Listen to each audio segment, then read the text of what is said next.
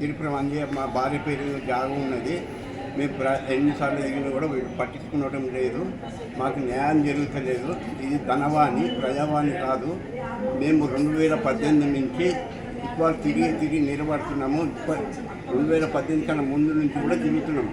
మాకు ఎలాంటి న్యాయం జరుగుతలేదు. దీన్ని మీరు ఎలాంటి పరిష్కారం చేయాలి.